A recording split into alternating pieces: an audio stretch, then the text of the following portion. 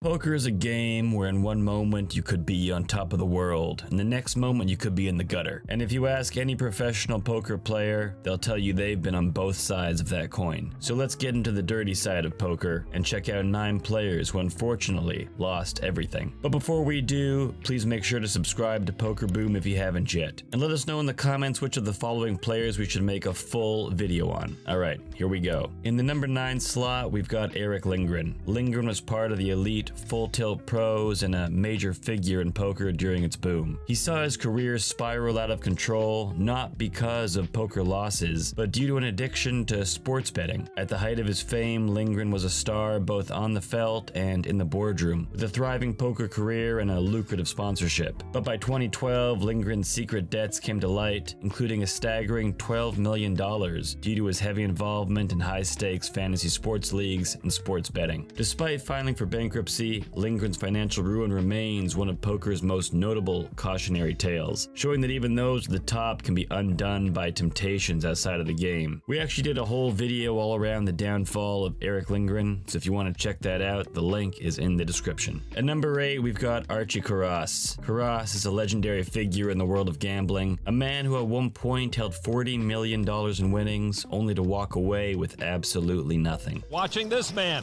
Archie Karras. Karras is a legendary Vegas poker player and gambler who once ran his bankroll up to $40 million in just 3 years. His story begins humbly, arriving in Las Vegas with just $50 in his pocket. Borrowing $10,000 from a friend, he managed to parlay that loan into $30,000 and then into tens of millions over a few short years. He dominated poker tables, winning against the best players for the highest stakes. However, once poker action dried up, his need for thrill drove him to risk his fortune on games of chance like baccarat and craps, games where skill takes a back seat to just pure luck. It was there that in the span of just 2 nights he lost $30 million, ending the quote-unquote run that had made him a legend. Karras is remembered not just for his extraordinary success, but also for how fleeting that success can be in the high-stakes world of poker. Coming in at number 7, let's move on to David Chino Rheem. Rheem is another player who built a desirable career only to struggle with addiction and financial ruin. He won over $11 million in tournament poker, capturing several WPT titles and the inaugural Epic Poker League event. But despite his success, Rheem's addiction to gambling and other vices, coupled with poor financial decisions, led him to financial ruin multiple times. Although still active in the poker world, it's unclear if Rheem is playing to pay off those debts. His story is one of unfulfilled potential and a dangerous reminder that poker success, no matter how grand, can be fleeting when compounded by self-destructive behavior. Number 6 is someone everyone knew would be on this list, and that's Stu Ungar. One of the most gifted poker players of all time, unfortunately met a very tragic end. Known as the Kid, Ungar possessed an uncanny memory and a sharp intuition that gave him a tremendous advantage at the poker table. He burst onto the scene in 1980, winning the World Series of Poker main event and eventually raking in over $30 million in his career. But Ungar's personal demons, his drug addiction, and his compulsive gambling overshadowed his brilliance, and despite a brief resurgence when he won the WSOP main event again in 1997, Ungar's lifestyle consumed him. What I do is only bad to myself. I'm very good to other people, you know what I mean? He died penniless in a cheap motel room in 1998, a victim of his own excess. And if you want to check out the full story of Stu Ungar, you can check it out in the video in the description below. Moving on to number 5, we have Gavin Griffin. His story provides yet another warning to young poker players. Griffin was a rising star in the early 2000s, winning the WSOP and becoming the youngest bracelet holder at the time. His talent led to even greater heights when he became the first player to win the prestigious Triple Crown in 2011. Despite the success, however, Griffin succumbed to the pitfalls of gambling addiction, wasting away his winnings on games of chance. Unlike some of the others on this list though, Griffin has been open about his struggles, speaking out about how addiction led him to the brink. And what's a list about a rise and a fall without the one and only Scotty win at number 4? The self-proclaimed Prince of Poker is as famous for his personality as he is for his poker talent. Yeah, this guy right here thinking horseshoe still sticking his. I wonder if a horseshoe stuck in your butt is something you can look up on WebMD. When it gets down to you and me, I don't need a horseshoe to beat you. It's gonna be easy. It's gonna be easy. Only. Despite winning millions in poker tournaments, including a WSOP championship, Nguyen admitted in 2014 that much of his fortune had been squandered on drugs, on women, and on gambling. His candid admission shows the seductive allure of luxury that poker can bring, but also how dangerous it can be to indulge too deeply. Nguyen has since recovered financially and continues to play, but his ups and his downs prove that even poker royalty can lose everything if they aren't careful. Someone you might not have figured would be on this list is in the number 3 slot here, and that's Dwan. Dwan is widely known for his rapid rise in the online poker world, and he's a legend who embodies both triumph and caution. He amassed millions in online poker as a teenager, consistently outperforming the best players in the world. However, reports surfaced throughout the years that he'd gone broke on several occasions, largely due to the volatile nature of high-stakes online games. But today, Dwan is far from broke, playing some of the highest-stakes cash games in the world, and even recently winning over $3 million in a single pot on Hustler Casino Live. Alright, top 2 time. We're at Gus Hansen or the Great Dane. A well-respected live poker champion, also happens to be one of the most infamous losers in online poker history. Hansen's aggressive playing style earned him millions in live tournaments and in cash games, but it also contributed to his massive online poker losses, totaling over $20 million.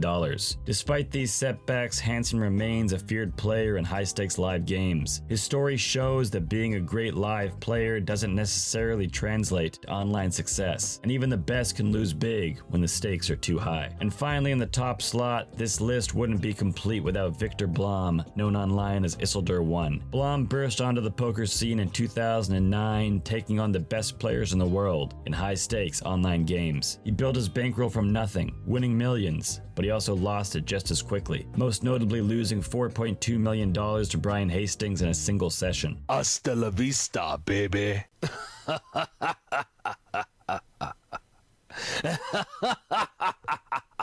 Blom's tale of rapid ascent and decline underscores the perils of playing beyond one's means and underestimating the competition. And there's so much more to this story, so this is the last plug, I promise, but go check out the full video on everything Victor Blom in the description. And look, at the end of the day, poker with all of its potential for fame, for fortune, is a dangerous game, not just because of the stakes on the table, but also because of the personal demons it can expose. Whether due to addiction, to greed, or the inability to walk away, these players' lives demonstrate the razor-thin line between glory and disaster. Nerve-wracking, but at the same time, I was just happy to have a chance. That's all we can do as poker players, get down there and have a chance to win. So I was okay if I lost. Poker will always remain a game of skill and psychology, but for those who can't manage the game outside the cards, it's a reminder that winning isn't everything, and sometimes it's just the beginning of the end. Victor Blom. You got a jack? Duh, get with it, Victor. There's the smirk again. You think this kid needs to work on his live tells? A name many people might not know, but a name that changed the online poker world completely, almost overnight. But his pseudonym, Isildur1, might ring a few more bells, and likely brings memories of one of the most fearless players to ever play the game. But what happened to him, and why is this rise and fall story one that is still talked about even to this day? In the world of online poker, few names have resonated as loudly as Victor Blom, better known by his online alias, Isildur1, a mysterious figure who burst onto the scene with an unmatched blend of skill, of fearlessness, and an almost reckless disregard for money. 10 on the turn means Blom is drawing dead after a bluff gone very bad, and he looks for the nearest exit. Boy, that's the poker equivalent of running down Main Street pantsless. Blom's story is one of a meteoric rise, of staggering losses, and the enduring mystique of an enigmatic player who left an indelible mark on the poker world. He's forcing you to make very big decisions all the time,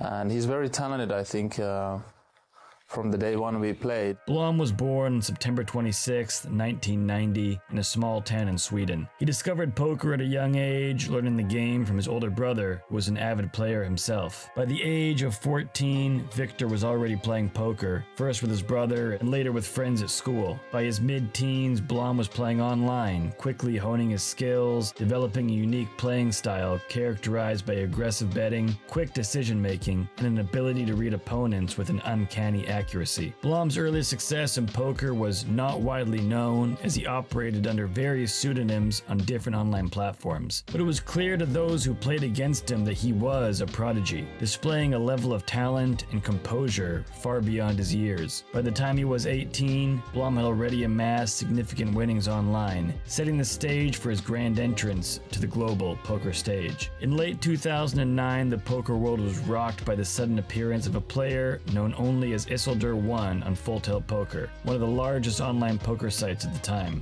Isildur1 began playing in the highest stakes games available, taking on the best players in the world, including legends like Phil Ivey, Tom Dwan, and Patrick Antonius. What set Isildur1 apart was not just his willingness to play for astronomical sums of money, but the sheer fearlessness with which he approached the game. He would engage in marathon sessions, sometime lasting over 24 hours, where millions of dollars would change hands in the blink of an eye. Within a matter of weeks, Isildur1 became the talk of the poker world. His aggressive playing style and the massive swings in his bankroll made him a polarizing figure, with some players and fans hailing him as a genius, while others questioned his long-term viability. Despite the skepticism, Isildur1's run was nothing short of spectacular. At the peak of his success, he had won nearly $6 million, defeating some of the most respected players in the game. And incredibly, he took part in all 10 of the largest pots in online poker history during this period. But the identity of Isildur1 remained a mystery. Speculation ran rampant, with many trying to uncover who this fearless player was, and the intrigue only added to his legend, as players and fans alike wondered how long this mysterious figure could sustain his incredible run. But as quickly as Isildur1 rose to prominence, his downfall was equally dramatic. In December 2009, just a few months after his meteoric rise, Isildur1 suffered a series of devastating losses that would become the stuff of poker legend. The most significant of these losses came at the hands of Brian Hastings, a respected high-stakes player who won $4.2 million from Isildur1 in a single session. Hasta la vista, baby.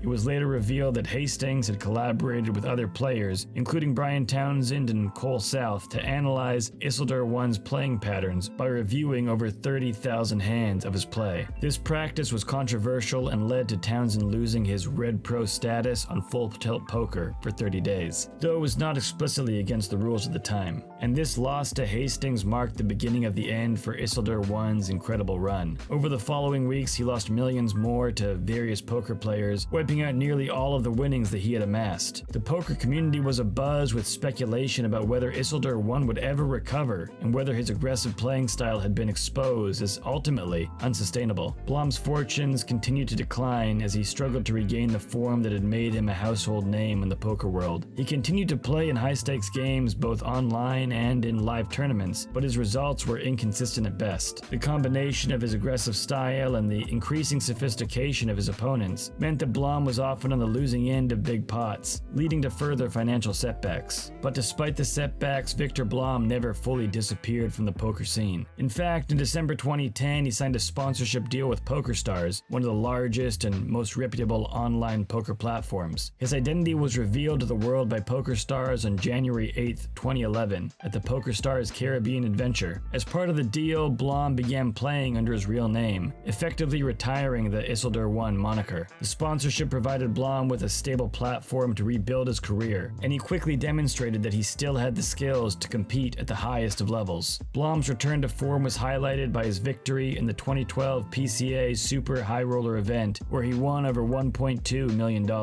Jag uppskattar det jättemycket, mästerskapet här och Bahamas. Det är ett fantastiskt ställe och ja, det är sjukt bara det. The win was a significant milestone for Blom, as it marked his first major live tournament victory and served as a reminder of the talent that had made him a poker sensation just a few years earlier online. But Blom's career has remained a roller coaster, with periods of success often followed by significant losses. His aggressive playing style, while thrilling to watch, has continued to lead to massive bankroll swings, making it difficult for him to achieve long-term consistency. In 2012, Blom parted ways with PokerStars stars and was quickly signed by Full Tilt Poker in October of the same year, alongside rival high-stakes player Tom Dwan. But even with the ups and the downs, Victor Blom has remained a respected figure in the poker community, admired for his fearlessness, his resilience, and the sheer excitement he brings to the game. Even in 2015, Blom showed his prowess by winning $3.5 million on PokerStars cash tables, losing $1.75 million on Full Tilt, and ultimately ending the year with a positive balance. As of 2024, he remains an active player both online and in live poker events. And while he may no longer dominate the headlines as he did during his peak years, he continues to compete at the highest levels, occasionally making deep runs in major tournaments and playing in high-stakes cash games. Blom's approach to the game has matured over the years as he's learned to balance his aggressive instincts with a more strategic and measured style of play. Blom's rise as Isildur I is remembered as one of the most thrilling and unpredictable periods in online poker, and his subsequent struggles and comebacks have only added to his mystique. While the poker world has changed significantly since his heyday, with advancements in technology and the increasing prevalence of solvers and game theory optimization, Blom's intuitive and fearless approach to the game continues to resonate with fans and with players alike. And for a poker star,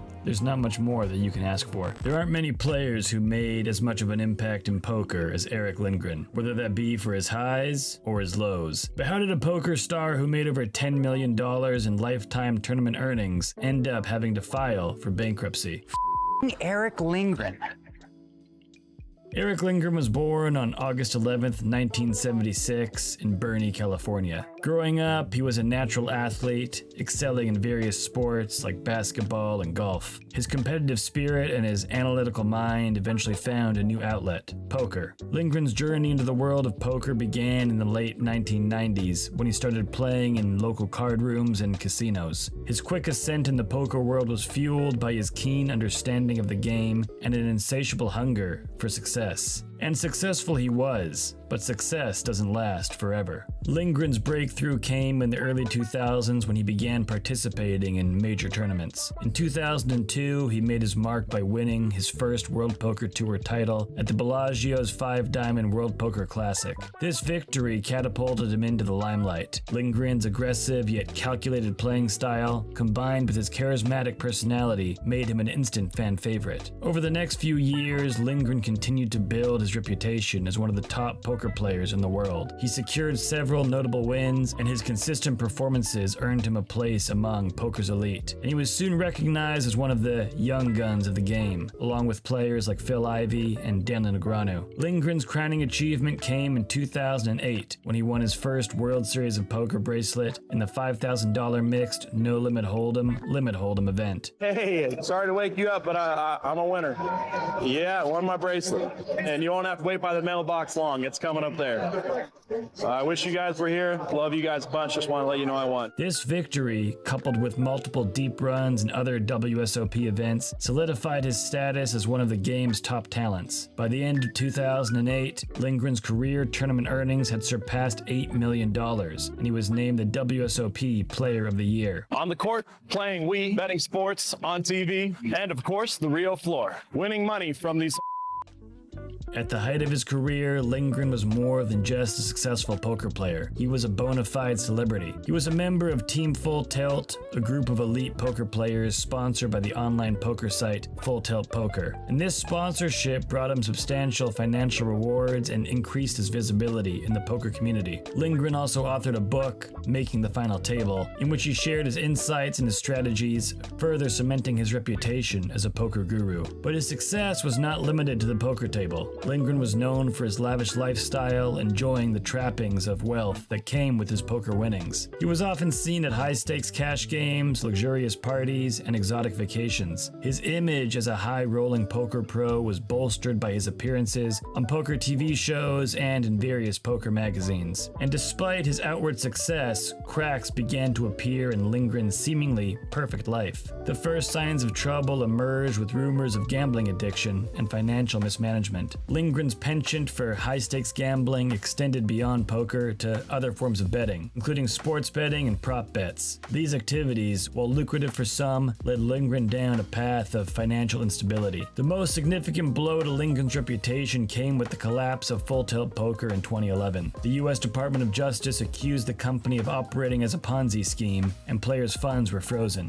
As a prominent member of Team Full Tilt, Lindgren faced immense scrutiny. It was revealed that he owed substantial sums of money to fellow players and to the company itself. Reports surfaced that Lindgren had taken advances from Full Tilt that he failed to repay, amounting to millions of dollars. And if you want to learn more about Full Tilt, this is a subject we've covered multiple times in multiple videos. We're going to link some of those examples in the description below. The poker community was shocked by the extent of Lindgren's debts. High-profile players like Daniel Negreanu publicly criticized him, calling for accountability. Lindgren's reputation was in tatters, and he became a pariah in the poker world. The fallout from the Full Tilt scandal and his mounting debts led to Lindgren filing for bankruptcy in 2012, listing over $10 million in liabilities. In addition to his financial woes, Lindgren faced personal struggles as well. He admitted to battling a severe gambling addiction that had spiraled out of control. His addiction strained his relationships, including his marriage to fellow poker player Erick. The couple divorced in 2014, citing irreconcilable differences exacerbated by Lindgren's gambling problems. In an attempt to rebuild his life, Lindgren sought help for his addiction. He entered rehab and he began attending Gamblers Anonymous meetings. He publicly acknowledged his mistakes and he expressed remorse for the harm he had caused. He made efforts to repay his debts, although progress was slow given the magnitude of his financial obligations. The path to redemption has been arduous for Erick Lindgren. In recent years, he's made a concerted effort to rebuild his life and his reputation. For a long time, he just wanted to spend time with his kids, saying, "I just wanted to spend all my time with them, and I almost lost my competitiveness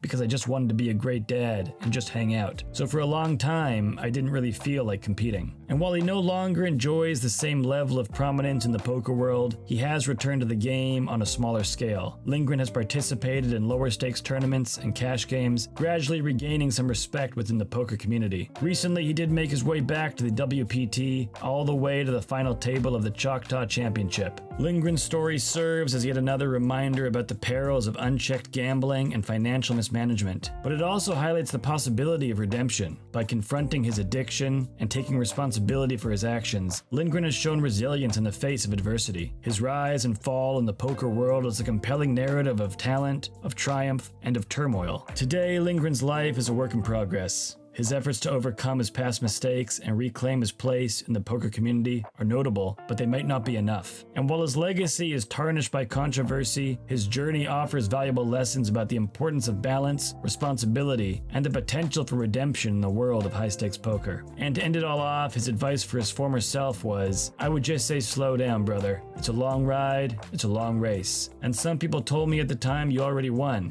I see that now in a lot of people. You already won. Don't fight so hard. You already won." I'm not very lucky in these kind of situations. Oh, man. Bill, what's going on here?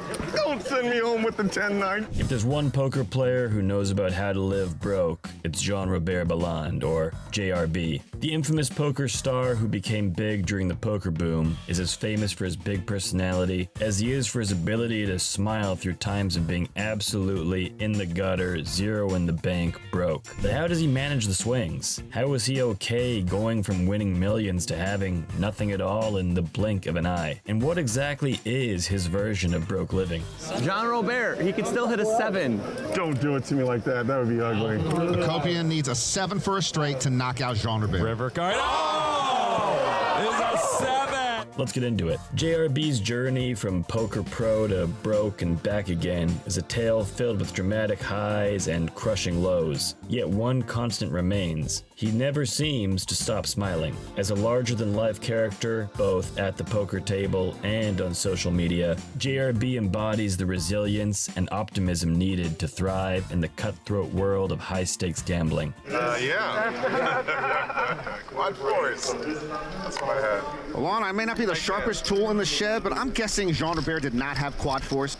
His story is as much about perseverance as it is about the love of the game, and his secret, keeping a smile on his face no matter the outcome. In an interview with Bluff Europe, JRB recanted one of the more nerve-wracking hands of his career. The stakes were high, and he had amassed a $1.6 million stack in a game he admits he had no business playing in. Then, in what has become typical of JRB's poker narrative, he made a disastrous mistake, losing a $3.2 million pot. I lit the money on fire, he says, reflecting on how poorly he played the hand. And unlike most poker pros who would keep such blunders hidden, JRB embraces his losses with brutal honesty, using them to both entertain and educate. This openness is part of JRB's appeal. Most poker players are secretive about their wins and about their losses, but he's built a brand around his financial highs and his lows, chronicling his poker journey for thousands of followers on his social accounts at Broke Living JRB. His candidness combined with a tongue-in-cheek attitude toward his self-styled broke living lifestyle has earned him a loyal following, even as he swings between private jets and being flat broke. For JRB, it's all part of the narrative, a story that he's carefully crafted and one that reflects both the realities of his life and the marketing savvy of someone who understands the power of a personal brand. Born in Long Island, New York to Haitian parents, JRB's early years were spent in Taiwan, where his mother worked as a Christian missionary. Pops was real hard on me growing up. That's kind of the way his parents were on him. Loving, but at the same time, real, kind of harsh and strict. And, for the most part, I was mischievous character, but a good kid. The cultural diversity he was exposed to growing up helped shape his natural talent for communication, a skill that would later prove invaluable in both his career as a nightclub promoter and as a poker player. After returning to the US and earning a marketing degree, JRB eventually moved to Los Angeles, where he quickly made a name for himself in the city's vibrant nightlife scene. But it was actually in the smoky pool halls of LA where JRB first caught the gambling bug. Starting with small bets on pool games, he soon found himself losing hundreds, even thousands of dollars a week. But it was the thrill of the game that kept him coming back. It was the thrill of the gamble. A chance visit to the bicycle casino introduced him to poker, and despite losing reportedly $13,000 on his first night playing, JRB was hooked. Over the years, poker became more than just a hobby. It became his passion, his profession, and his identity. JRB admits that his early years in poker were costly. The first year I played cards, I probably lost $100,000, he says, reflecting on how he approached the game with more enthusiasm than skill. Unlike today, where aspiring players can learn from online training sites and live streams, JRB had to learn the hard way, losing big before he could start winning. But even as the losses mounted, his love for the game never wavered. 2003 was a particularly challenging year for JRB. He lost his nightclub, his father passed away, and a relationship that he thought would lead to marriage fell apart. And in the midst of his personal turmoil, JRB took a job in Prague, where he helped run a poker room. It was here that he began to hone his skills in no-limit hold'em in a whole different way, setting the stage for his return to the US and eventual rise in the poker world. He first caught the public's eye during a World Series of Poker circuit event in March 2005, where he placed third, trailing Doug Lee and Jennifer Harmon, and he took home over $210,000. His bold and aggressive table banter made him stand out in the televised competition. Shortly after, JRB clinched first place at the 2005 Women of the Green tournament, adding another $148,000 to his winnings. Throughout his career, he consistently placed in the money at both WSOP and WPT events. He also participated in the WPT's Bad Boys of Poker 2 Invitational, which was ultimately won by Tony G. And if you want to learn more about the history of the Bad Boys of Poker, you can check out our video all about that in the description below. By 2014, JRB was enjoying the high life. He was being staked by fellow poker pro Andrew Roble, driving a Bentley and frankly living the dream. But as is often the case in poker, the good times don't last. A brutal losing streak led to Roble cutting him off from his stake, leaving JRB once again broke. Though, as he wryly notes, broke, but with a Bentley. It was just a year later in 2015 when he bounced back and placed second in the prestigious $50,000 Players' Championship at the WSOP, walking away with over $780,000. And then he was back again in 2018, capturing his long-awaited WSOP bracelet by winning event number 58, $5,000 no-limit hold'em, six-handed, earning him over $600,000. But even JRB is the first to admit that the winning streaks don't last, and he soon found himself flat broke once again. Beyond the poker tables, JRB has lived a full life. He was a contestant on Survivor China back in 2007 and ended up being voted out 9th, becoming the second member of the jury. He also once found a unique niche as a poker ambassador at the Aria Resort and Casino. His role involved hosting games and making sure the room had a welcoming atmosphere, especially for high-stakes players. It's a job that combined his love of the game with his natural charisma, making him the perfect fit for the role. "The mixed games are my true passion," JRB said at the time, referencing the high-stakes action that takes place in Aria's Ivy Room. Despite his love for the big games, JRB knows that poker is about more than just winning money. It's about enjoying the experience and creating an atmosphere where people want to play. I do a shot with you, and I'll do a shot with you, and I'll do a shot with you. That means I'm doing 3. And with this kind of stack, you want me to have See, and he says he's not smart. He knew that was 3. And at the end of the day, his story is not just about the thrill of high-stakes gambling, but also about the importance of perspective, of humor, and of a positive attitude. In a world where most players hide their failures, JRB has turned his losses into a brand, one that resonates with both amateur players and with seasoned pros alike. For JRB, success in poker is not just about mastering the technical aspects of the game. It's about being able to bounce back from failure, about recognizing that even the best players in the world go through losing streaks, and most importantly, about enjoying the ride. As he continues to play, host, entertain, one thing is certain: JRB will keep smiling, no matter what the cards hold. To understand something, money means nothing to me. I don't value it. I had all the material things I can ever want, everything. The things that I want, money can buy. How do you turn $50 into $40 million? And then how do you turn that $40 million into literally nothing? Let's look at one of the most incredible rise and fall stories, not just in the history of poker, but in the history of gambling as a whole. This is the story of Archie Karras. Archie Karras, a Greek-born gambler, is a legend in the poker and gambling world. His story is one of extreme highs and even more extreme lows, rising from next to nothing to becoming arguably the greatest high-stakes gambler in history, only to lose it all in a series of tragic and reckless decisions. Karras was born in 1950 in an impoverished port city on a Greek island. Raised in a family with limited resources, he grew up in an environment where money was scarce, but survival skills were plenty. From an early age, Karras was a scrappy, independent thinker. He left home as a teenager after a major altercation with his father, reportedly due to their struggles with money. Archie's journey into gambling began shortly after he left Greece in search of a better life. He traveled to the US, initially setting in Portland, Oregon, where he worked as a waiter at a local restaurant. But his real education came in Los Angeles,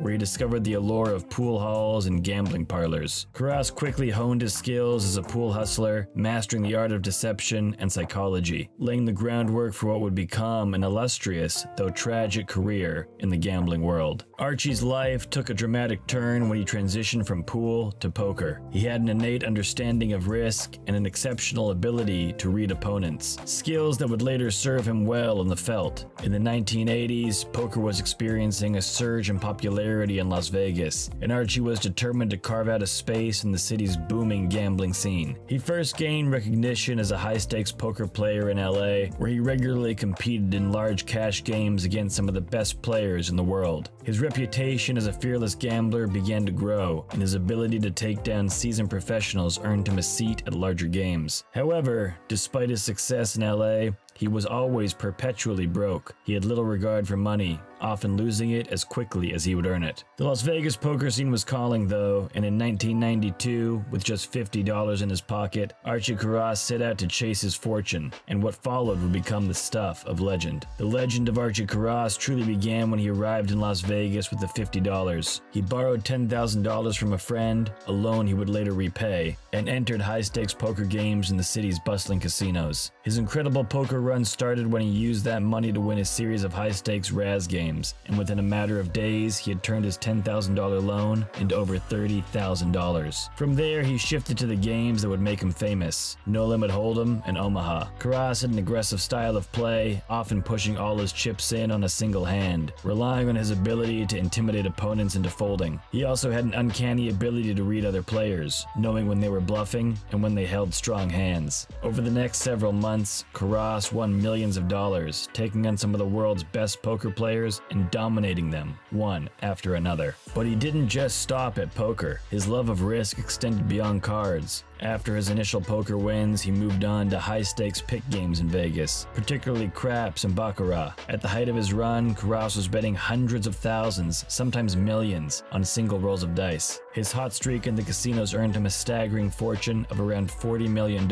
in cash and casino chips. The most impressive part of his run wasn't just the amount of money he won, but who he beat. His opponents included poker legends like Stu Ungar, Doyle Brunson, Chip Reese, Johnny Chan. These were names that were and still are revered in the poker community. I know he beat the late Chip Reese. I know he beat him out of $2 million one day. And yet Karras dispatched them with relative ease. For nearly 3 years, he went on what is widely considered the greatest winning streak in gambling history, otherwise known as the Run, solidifying his status as a legend in Las Vegas. But as with many stories of high-stakes gambling, Archie's fortunes did not last forever. Despite his extraordinary ability to win, he had one fatal flaw: he was unable to walk away. Unlike many professional gamblers who know when to quit when they're ahead, Karras believed that as long as he could keep playing, his luck would hold. Unfortunately, that belief would prove costly. In 1995, he began to lose large portions of his fortune. His losses started in the casino pits, where his over-reliance on luck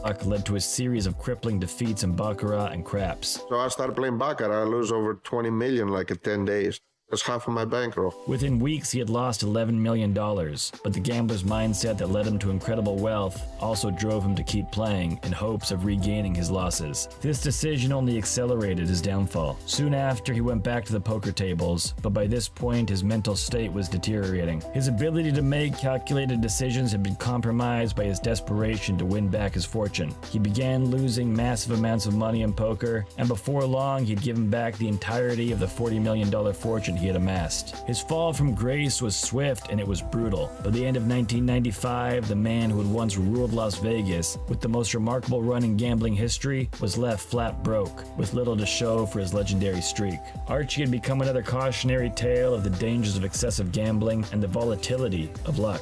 After his remarkable rise and fall in the gambling world, Archie's life continued to spiral downward. Luck ran out in San Diego, where authorities say this poker legend was cheating at blackjack. In 2013, he was arrested for cheating at a San Diego casino. He had been caught marking cards in a blackjack game and was charged with several counts of cheating and grand theft. But to this day, he still says he was not cheating and had been framed. Regardless, this was a low point in his life, and it marked a fall from grace for the man who had once been known as the greatest high-stakes gambler in the world. But they wanted to destroy my name. I had the biggest name in the industry by gambling and poker.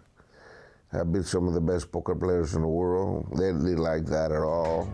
Following his arrest, Archie was sentenced to probation and has since largely stayed out of the public eye. His gambling exploits had taken a massive toll on his mental and his physical health, and he appeared to lose the passion for gambling that had once driven him. Today, Archie reportedly still lives in Las Vegas, though he no longer plays in the high-stakes games that once made him famous. He occasionally dabbles in low-stakes poker games, but his days of dominating the felt are long behind him. This whole story is one of both triumph and of tragedy. There are few gamblers in history who can claim to achieve what Karras did during his remarkable 3-year run where he turned $50 into $40 million. Yet fewer still have experienced the kind of downfall that followed. Despite his tragic fall, he remains a legend in the poker community. His incredible winning streak is still spoken about in hushed tones, with players and fans alike marveling at the audacity and sheer skill that defined his rise. Today, Archie's a symbol of both the highs and the lows of gambling, an enduring figure in the annals of poker history, whose story will be remembered as one of the most dramatic in the world of high-stakes gambling.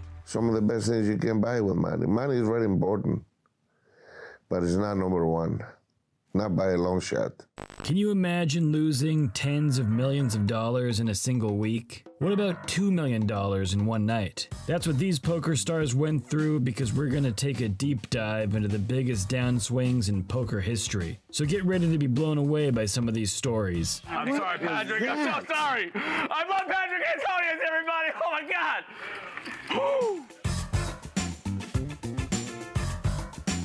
At number 10, we have Gus the Great Dane Hansen. Now, Hansen is widely known as the biggest online poker loser of all time. He's always played with an unconventional, hyper-aggressive style, and this has allowed him to thrive in live poker tournaments, but unfortunately caused him to struggle mightily online. His total losses of $17.2 million amassed over years of online play just goes to showcase the brutal swings of high-stakes poker. And what makes Hansen's downfall even more surprising is his prior success in live poker, where he earned millions and cemented himself as one of the game's legends. We even did a whole video about him that you can check out. The link is in the description. But his relentless pursuit of online success, coupled with the unforgiving nature of the highest stakes games, led to a downfall that is yet to see any significant recovery. In the 9 slot, it's Victor Isildur 1, Blom, who took the poker world by storm in 2009, seemingly coming out of absolute nowhere to dominate the high-stakes online cash games. In a matter of just weeks, he had amassed nearly $7 million in winnings. However, his rapid rise was quickly followed by a catastrophic fall. Over the course of several brutal sessions, Blom lost everything he had gained, and then some, ultimately finishing with a downswing of $7.5 million. One of his most infamously terrible sessions came against Brian Hastings, where he lost a record $4.2 million in a single sitting. The poker world was left stunned by both his rapid ascent and equally rapid descent, illustrating the razor-thin margin between success and absolute total disaster when it comes to games the highest stakes. At number 8, it's a name I don't know if I'm going to be able to pronounce correctly, Noah Tema. Rumors swirl that this account belonged to a Cirque du Soleil founder, and whether this is true or not, what is clear is that the player behind this screen name suffered one of the worst downswings in online poker history, losing $7 million in just a few months. Consistently outmatched by the top pros, Noah Tema's extremely unfortunate run proves that you shouldn't play in the deep waters of high-stakes poker without the necessary skill set. They don't call some of these guys sharks for no reason. We're at 7 with Alari Zygmunt Sahamis, who is known for his wild playing style, often appearing at the tables intoxicated and taking massive risks. While this approach earned him almost $7 million at his peak, it also contributed to his dramatic downfall. By the time Black Friday hit, Zygmunt had lost nearly $6 million, wiping out almost all of his profits since he began playing online. His story is one of both success and of excess, illustrating how personality and lifestyle can impact a player's results. His tendency to play under the influence may have contributed to his huge losses, which is just another reminder that in the world of high-stakes poker, discipline and focus are just as important as skill. It's not a poker list without Phil Ivey, so at number 6 we have the man who's widely regarded as one of the greatest poker players of all time, with success across both live tournaments and online cash games. However, even a legend like Ivey is not immune to the swings of poker. Since Full Tilt Poker's relaunch in 2012, Ivey has been in a steady downswing, losing over $5 million under his screen name Polarizing. Much of Ivey's losses came from the high-stakes 8-game mixed tables, where he faced off against the best in the world. You see, even the most skilled players can hit extended periods of bad luck, particularly when playing against elite competition. We're halfway there at number 5 with Brian Townsend, whose career at the tables saw him go from one of the most respected poker instructors at Card Runners to the biggest loser of 2010, with losses totaling $4.8 million. Unlike many of the other poker players on this list, Townsend's downswing seemed to break him mentally, leading him to step away from poker for good. It's not always just a player's bankroll that can be impacted by these downswings. They can also take a significant mental toll. Brian Townsend's decision to retire from poker after his rough year demonstrates the line between resilience and burnout in the mentally taxing game of poker. Patrick Antonius is number 4, a former tennis player turned poker pro. Antonius experienced a rough start to 2010 after an incredible 2009, where he was the year's biggest online winner. Battling a back injury that required rehab, Antonius saw his results plummet, ultimately losing $3.7 million in the first 3 months of the year. But he bounced back once he recovered physically and proved that in the long run, resilience always wins. Alright, top 3 time. Ben Sauce 1234 Salsky was the biggest winner at the high stakes tables in 2012 with nearly $4 million in profits. But no one stays at the top forever, and the beginning of 2013 was far less kind to him as he faced off against some of the world's best players and suffered a downswing of nearly $3 million in the first few months of the year. Salsky's case demonstrates how quickly fortunes can change in poker, especially when the level of competition ramps up. Number 2 is D. Dang, who, along with his brother Hack, was one of the most successful high-stakes players of his era. But even he could not escape the clutches of variance. In 2009, Dang experienced a $2.6 million downswing, but on the bright side, he quickly recovered. Despite this and several other downswings, Dang remained one of the most consistent winners at the tables before retiring to focus on his restaurant business. His quiet exit from the poker world following years of success suggests that some players are simply better suited to life away from the relentless grind of the poker tables, no matter how much they won.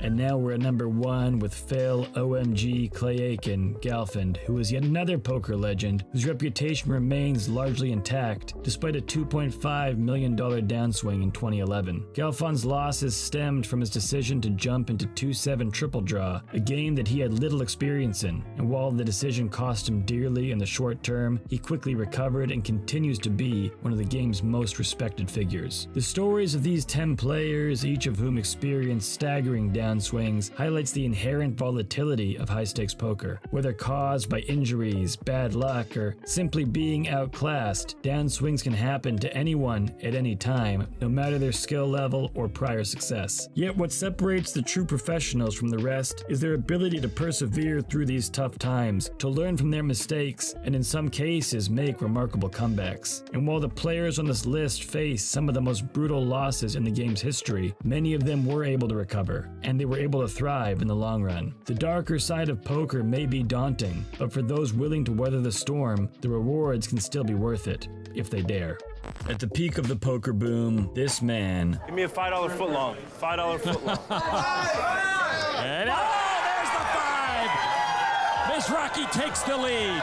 Was one of the most feared poker stars in the entire world. But today you don't hear much about Michael Mizrachi, and when you do hear something, unfortunately, most of the time it's about more financial troubles. So what happened to Michael Mizrachi, and how did he lose almost everything he had? Michael David Mizrachi, known as the Grinder for his tenacious and relentless playing style, was born on January 5th, 1981 in Miami, Florida, into a family that would come to be synonymous with poker. His older brother Robert is also a respected poker professional, and together the brothers helped cultivate a family legacy in the poker world. According to Mizrachi, his entire family loved to gamble. Back in the days, kind of like we all became like, I wouldn't say sick, but like just love the gambling. So his passion for poker was no surprise. He would eventually drop out of college, initially wanting to become a doctor to pursue the game full time. He started playing online poker when he was just 15 or 16 years old, and then went on to first make his name in low-limit cash games and small tournaments around Florida. But it wasn't long before he transitioned to higher stakes games, where his talent for reading opponents and his aggressive style made him stand out.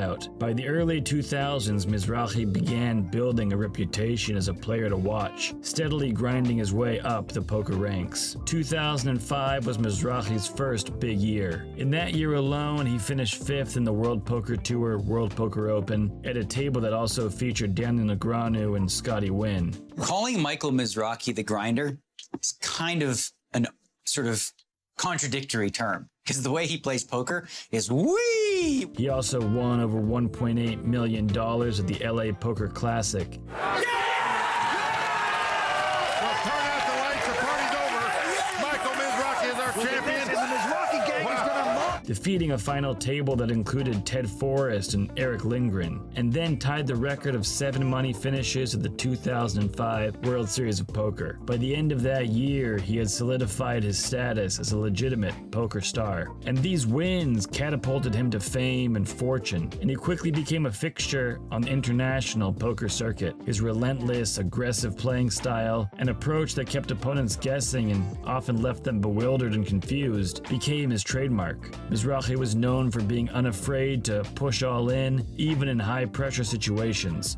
Mizrachi takes a huge hit. Oppenheim over $9 million now. His success seemed unstoppable, and for a time, it really was. The grinder was also a natural fit for the new televised poker scene, and his appearances on shows like High Stakes Poker and Poker After Dark helped to cement his celebrity status. He was a player who could not only win, but win with style, and his aggressive tactics made for great TV. 2010 was another instrumental year for Mizrachi. He achieved a feat that cemented his place in poker history. He won the $50,000 Poker Players Championship at the World Series of Poker, beating his brother Robert. The river card is a 4, and that will end it.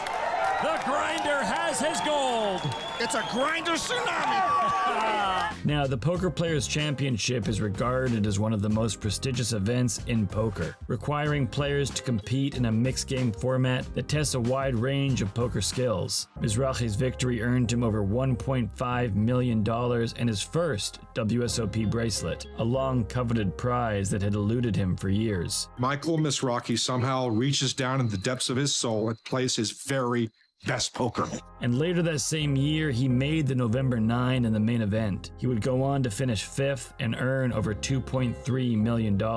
And to cap it off, he was named 2010 Poker Player of the Year in All In magazine. Mizrachi's success in 2010 led to poker announcer Norman Chad labeling it, "That's not the year of the grinder. I don't know what the year of the grinder is." He had managed to accomplish in 1 year what most poker players could only dream of in a lifetime. But while Mizrachi was thriving at the poker table, his personal life and finances were in turmoil. Despite earning millions, he faced significant financial issues, which would later become public knowledge. In early 2010, a federal tax lien in the amount of over $339,000 was filed against him for unpaid taxes related to his earnings from 2005 to 2007. Mizrachi also had multiple residential properties in Florida foreclosed on, including a condominium that he owned with his brother Robert. At the time, poker pro Mark Levy was quoted as saying, "If you're in a $10,000 event every other week, that's $240,000 just for buy-ins, not to mention all of your expenses. There are plenty of guys I know who do well playing poker but still go through their money. Michael is one of these. He is still an outstanding player, so there's no need to worry. All he needs is one big prize and all will be settled." Much money in the real estate market that couldn't even afford to pay you couldn't even pay your taxes, like $360,000. But Mizrachi's financial problems stem not just from unpaid taxes, but also from high-stakes gambling, poor investments, and a lavish lifestyle. Like many poker pros who experience sudden wealth, Mizrachi found himself spending recklessly. Reports of gambling debts and personal loans surfaced, painting a picture of a man who lived as fast off the poker table as he did on it. And as his financial and legal troubles mounted, his performance at the poker table began to wane. While he remained a dangerous player and continued to play in high-stakes tournaments, he was no longer the dominant force he once was. His results became more sporadic, and though he managed to win a few notable tournaments after 2010, they were fewer and farther between. In 2018, he did make a brief return to the spotlight when he won his 3rd Poker Players Championship at the WSOP, a remarkable accomplishment that showcased his enduring talent. And this win tied him with poker legend Phil Ivey for the most wins in that prestigious event. However, it was clear that Mizrachi's glory days were behind him. The poker landscape had shifted, with new, younger players dominating the game. Today, Michael Mizrachi remains active in the poker world, but he no longer occupies the superstar status he once enjoyed. He continues to play in tournaments and even just this year won his 6th WSOP bracelet, surpassing his brother Robert. But otherwise, he's largely flown under the radar in recent years, participating in smaller buy-in events and focusing more on cash games rather than large-scale tournaments. Sources state that these days he spends most of his time playing online poker and caring for his 3 children. Mizrachi has also been known to take on a mentorship role, offering poker coaching and helping newer players develop their skills. He occasionally streams his gameplay, engaging with a loyal fan base that remembers his glory days. And despite his financial missteps and personal struggles, he remains respected in the poker community for his contributions to the game and his undeniable poker skill. And through it all, Mizrachi's legacy in the poker world remains intact. His 3 poker player championship titles are proof of his skill and his tenacity, and his impact on the game continues to be felt on the felt and off of it. So though he may no longer be the unstoppable force he once was, Michael Mizrachi's legacy continues to grind on. I'm not gonna die with my money. Drugs and poker unfortunately seem to go hand in hand. And we've covered this many times in our videos, from Sean Chacon and his marijuana arrest to Stu Ungar and his issues with substance abuse. But when it comes to poker player Al Crux, things seem to spiral out of control. 40 pounds out of control to be exact. Born and raised in North Carolina, Al Crux's upbringing was rooted in modesty, with hard work and perseverance instilled in him by his blue-collar parents. Growing up in a tight-knit family, Crux learned the value of determination and resilience from an early age, qualities that would later serve him well in the tumultuous world of professional poker. I wasn't a fan of schooling, so that's one of the reasons why I got into, because at an early age I saw gambling as a way to survive. It's reported that it was during his college years that Crux first dipped his toes into the alluring world of poker. Drawn to the strategic depth and psychological warfare of the game, he quickly found himself immersed in its intricacies. What began as a casual pastime soon blossomed into a full-blown passion,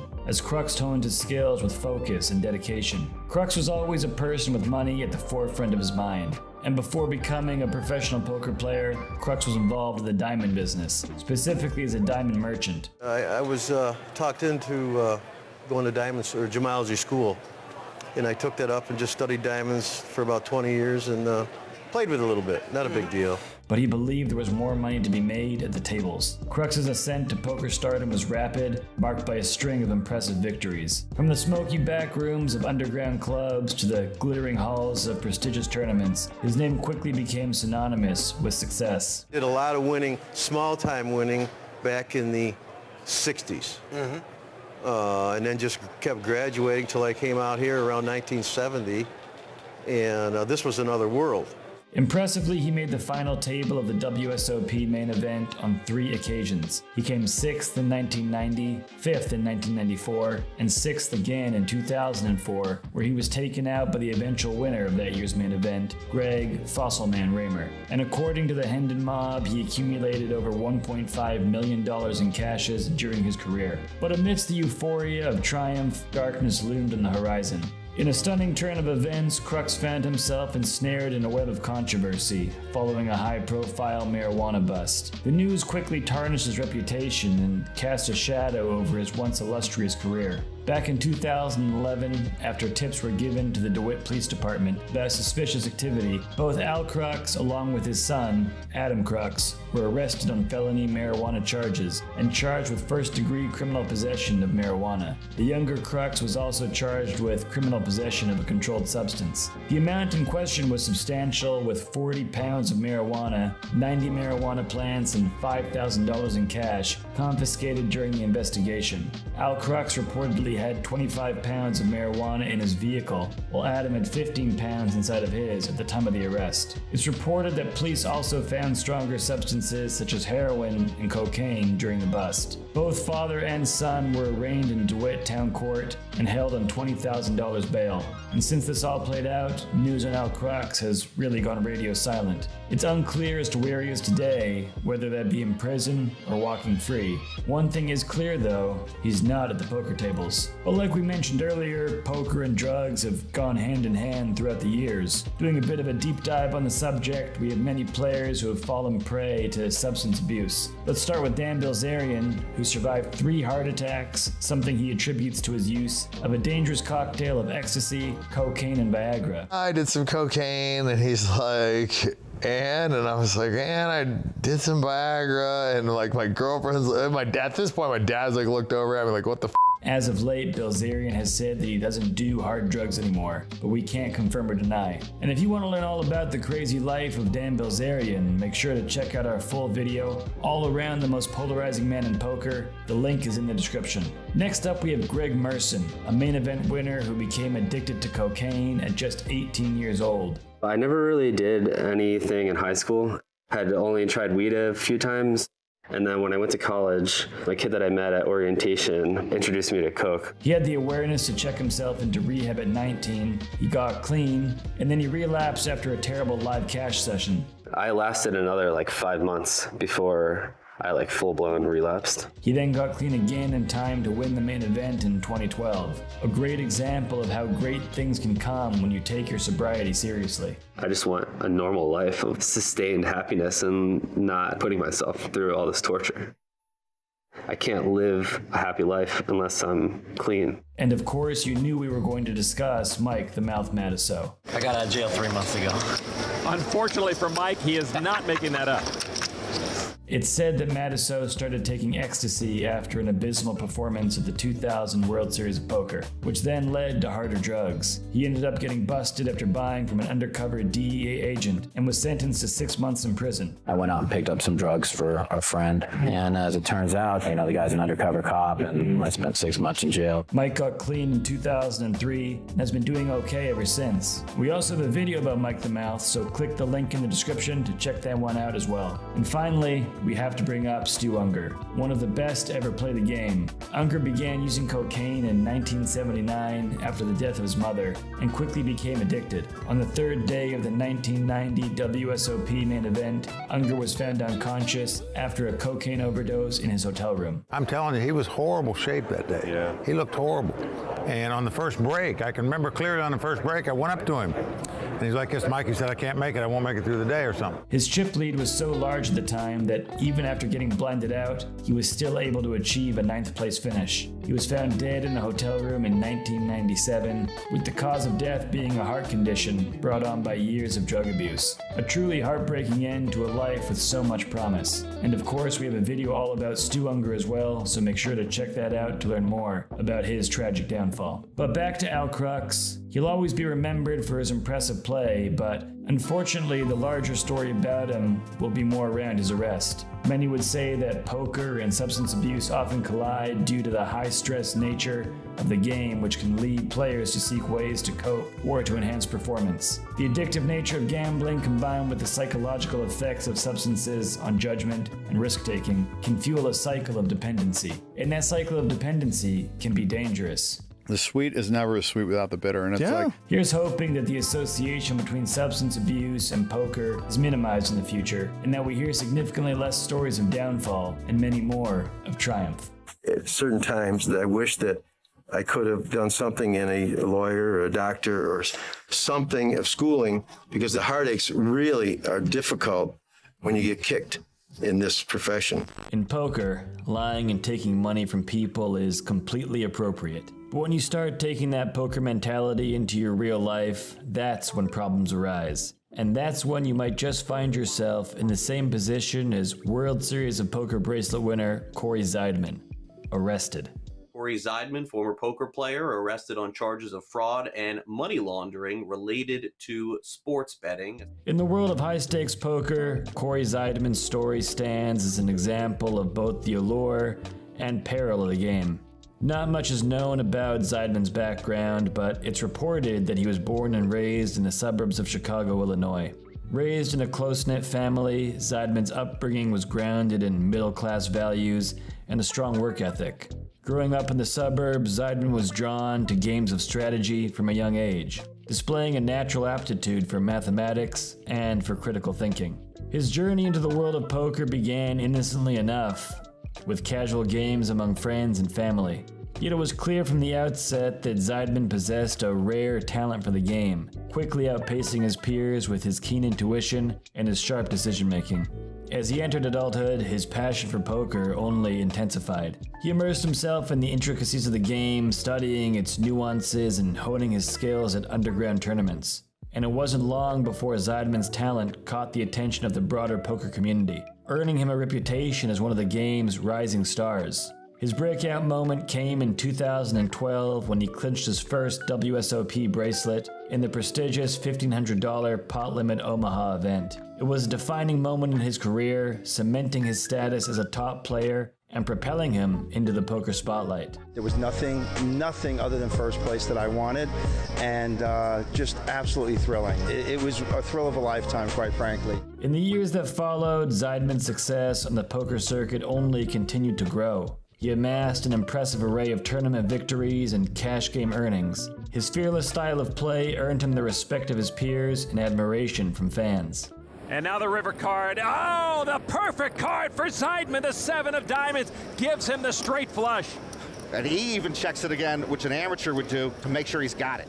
However, amidst the highs of his poker triumphs, trouble was brewing beneath the surface. In 2018, Cory Zidan's world came crashing down when news broke of his involvement in a high-stakes gambling ring. Accused of orchestrating an illegal sports betting operation, Zidan found himself at the center of a legal firestorm that would ultimately seal his fate. Of like a Bernard Madoff scheme, where you're promising your investors a guaranteed rate of return with absolutely no risk, and he's taking the money and funding his extravagant lifestyle. Zidan found himself in custody over suspicions of orchestrating a lucrative scheme tied to sports betting, reportedly amassing over $25 million from unsuspecting victims. The charges leveled against him encompassed a spectrum of offenses, including conspiracy to perpetrate wire fraud, mail fraud, and money laundering, as detailed in an unsealed indictment within the United States District Court for the Eastern District of New York.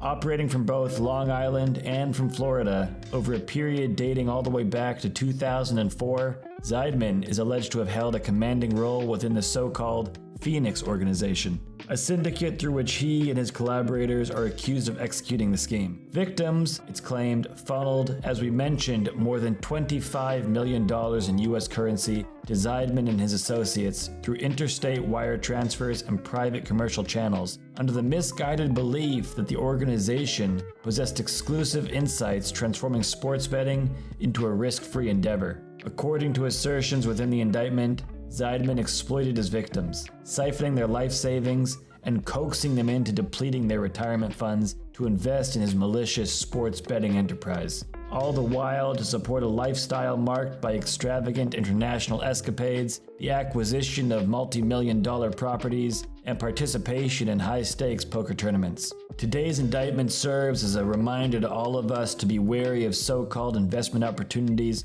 that purport to have inside information, as they are really a gamble not worth taking, remarked United States Attorney Breon Pierce. So it seems like he was a tout, but he was selling it as 100% can't miss. The scheme allegedly entailed the dissemination of radio advertisements across diverse markets throughout the U.S., touting a sophisticated white-collar approach to gathering sports information, with promises of wagering as investing, not high-risk gambling. These advertisements encourage listeners to dial a specified number to receive tailored information guaranteeing success in sports betting. However, upon reaching out to the provided number, victims were allegedly met with deceptive claims from Zidan and his cohorts, who assured them of the fixed nature of certain sporting events and claimed to possess foreknowledge of their outcomes. Access to this privileged information, callers were informed, required payment of a fee. Throughout the scheme, Zidan operated under various aliases and employed fictitious company names, such as Gordon Howard Global, Ray Palmer Group, and Grant Sports International, further complicating efforts to apprehend him. In reality, he was selling nothing but lies and misinformation, bilking millions from victims along the way, leaving their lives in financial ruin and their bank accounts empty, remarked Homeland Security Investigations New York acting special agent in charge, Ricky J. Patel, underscoring the devastation wrought upon the victims. I think that's the whole problem. The fact that he said he had inside information and then The investigations team is pretty much saying that in reality, it was nothing but lies. Fast forward to March of 2024, and a federal investigation recently suggested that a resolution through a plea deal was on the horizon. Initially adamant about facing trial, Zidan, in a statement to Poker News back in 2022, expressed his reluctance towards a plea deal, invoking philosopher Friedrich Nietzsche and denouncing the charges brought against him. However, recent developments indicate a shift in strategy, with his attorney engaged in ongoing discussions regarding a potential plea agreement with the prosecution. Initially scheduled for a status conference in early March, Zidan's legal team sought a postponement, citing the need for further negotiation time. The status conference is now slated for April 30th, 2024, with negotiations having been underway for the past 2 months. And it wasn't until May of 2022 when Zidan was finally arrested in Florida, with his case garnering substantial media attention, with outlets such as USA Today and ESPN covering the developments extensively. And yet, despite his prominence in the poker world, Zidan kept a low profile since his arrest, with no tournament appearances reported since May of 2022. Out on bond, Zidan was even granted permission to pursue a potential job opportunity in Massachusetts in April 2023. As negotiations progress, Zidan's case reflects broader trends in the federal justice system, where the overwhelming majority of cases conclude with guilty pleas rather than proceeding to trial. With uncertainty looming over the outcome, Zidan's future in both poker and legal proceedings remains uncertain. And at the end of the day, there might just be a glimmer of hope for Zidan, but I think we can all agree, we hope not. We hope he pays for his actions, and we hope that we can leave the lying and the deceiving at the table where it belongs. And that's it for this one. Thank you for checking out the episode, and please let us know in the comments what poker story we should cover next. We'll see you in the next one.